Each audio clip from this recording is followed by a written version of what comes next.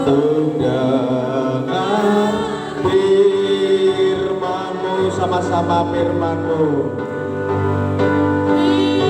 Firman-Mu Tuhan, tiada berubah.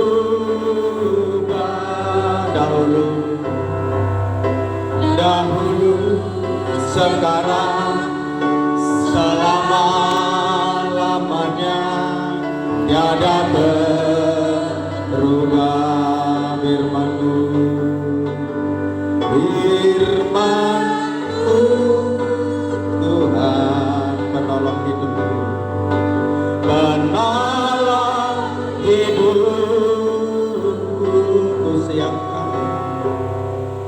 Ku siapkan hatiku Tuhan, untuk dengar firman-Mu. Ku siapkan hatiku Tuhan, untuk dengar firman-Mu.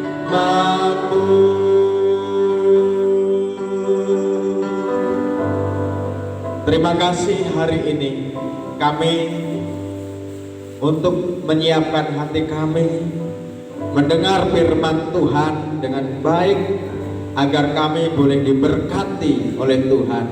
Terpujilah nama-Mu di dalam nama Tuhan Yesus Kristus. Haleluya, amin. Salam.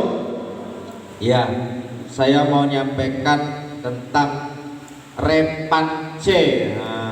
Bahasa apa itu? Ya, saya juga nggak tahu. Tapi artinya adalah penyesalan atau pertobatan. Ya, jadi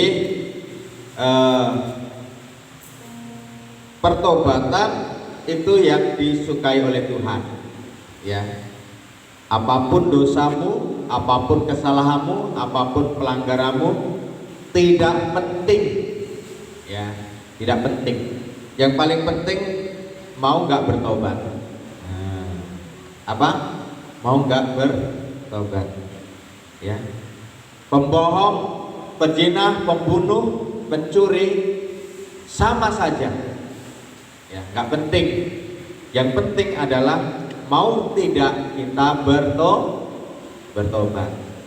Jadi kalau seluruh dunia ini manusia mau bertobat, maka tidak ada penjara. Ya, jadi bukan dosanya, bukan kesalahannya. Ya. Nah, yang paling penting adalah pertobatannya. Yuk kita belajar tentang arti pertobatan. Ya,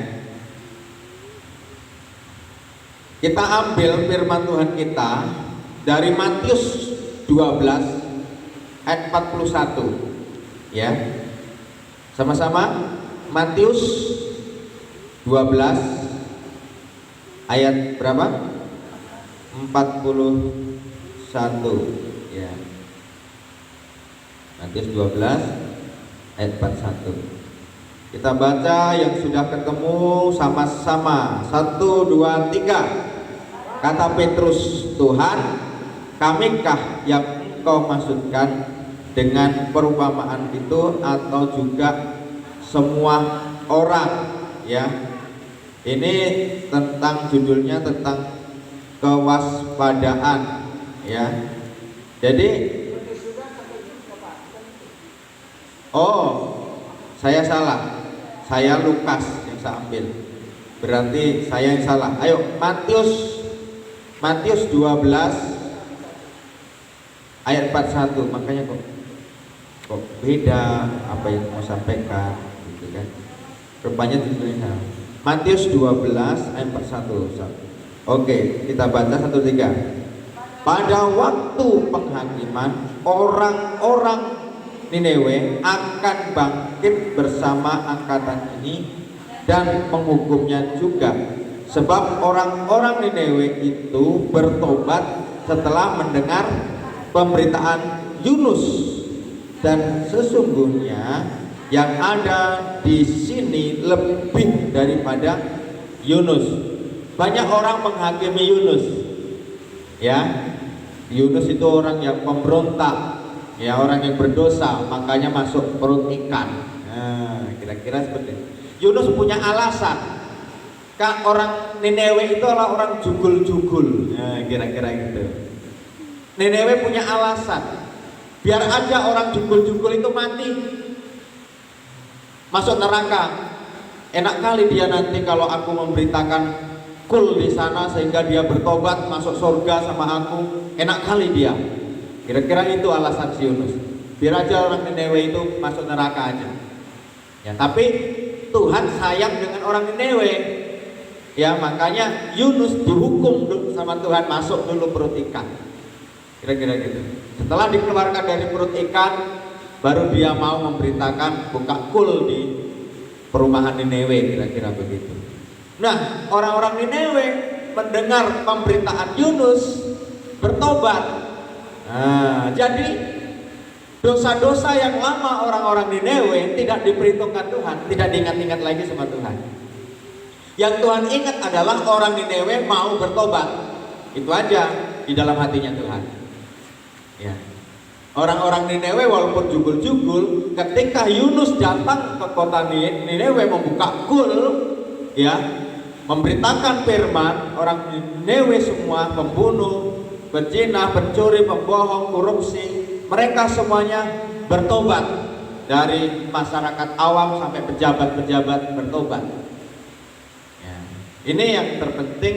Makanya saudara, arti pertobatan adalah perubahan pola pikir, ya, mau berubah, kira-kira seperti itu, ya. Yang tadinya mandi air comberan, ya, oh tidak baik loh mandi air comberan itu, nanti kamu gatal, mau dia dibilangin. Akhirnya dia mandi air kembang, kira-kira gitu, ya. Dia berubah, ya, dari air comberan ke air kembang, jadi wangi badannya, kira-kira seperti itu, karena pakai bunga dia mandinya. Nah, itu kita lanjutkan pentingnya pertobatan, ya. Matius 4, ya, ayat 17. Matius 4 ayat 17. Sama-sama. Yang udah ketemu katakan amin. 1, 2, 3. Sejak waktu itulah Yesus memberitakan, bertobatlah sebab kerajaan surga sudah dekat. Nah ini, ya, Tuhan itu selalu pengen itu, bertobatlah, bertobatlah sebab kerajaan surga sudah dekat. Dan biarlah juga dengan kasus pandemi COVID-19 ini, ya, saya merindukan dan Tuhan merindukan orang-orang banyak yang bertobat, gitu loh. Bukan malah banyak yang malas ibadah, ya, harus banyak yang bertobat dengan adanya COVID, ya, COVID-19. Banyak yang bertobat. Ini yang Tuhan rindukan. Jangan sampai virusnya makin besar, ya. Kan ini yang membahayakan. Nah, mari kita terus berdoa supaya pentingnya pertobatan itu terjadi. Ini anjuran Tuhan, ya, bertobatlah, Tuhan sudah dekat, ya. Gembala pembina, ini hari sudah sore, ya, sudah sore itu jam berapa kita nggak tahu. Artinya kalau hari sudah sore senja, berarti bentar lagi Tuhan datang, gitu kira-kira, ya. Nah, Tuhan merindukan pertobatan. Kita lanjutkan, ya, arti pertobatan, pentingnya pertobatan. Sekarang haruskah kita bertobat? Kan gitu kira-kira. Haruskah kita bertobat? Kita buka Kisah Para Rasul 17 ayat 30, ya.